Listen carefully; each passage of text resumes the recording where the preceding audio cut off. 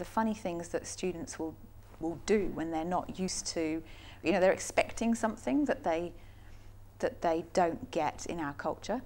And so there's one great story of a fourth year student going away on a rural placement. So just going out of Brisbane, not in a city, just going to a reasonably large town, arrives on the bus, gets off the bus and expects to be picked up.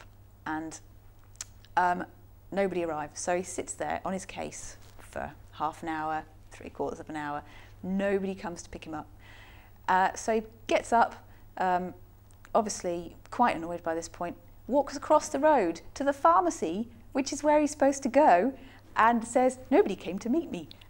And the best bit is he actually wrote it in his, they have to write a logbook.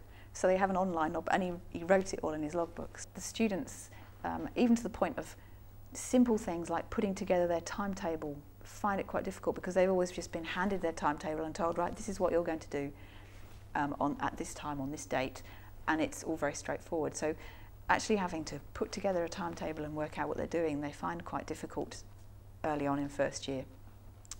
And particularly when it comes to exams, an exam timetable, they obviously have to find all the various different courses they're doing and find the exam individually. And they expect to be given an exam timetable drawn out for them. You will be here on this date, and we don't do that. And there's so many examples of that where they expect to be spoon-fed, and we're moving more and more right from early on to just cut off the spoon feeding and make them realise that they have to stand on their own 2 feet and find out information, think about things, work out things for themselves, ask when they don't know, but make the first attempt at doing something for themselves.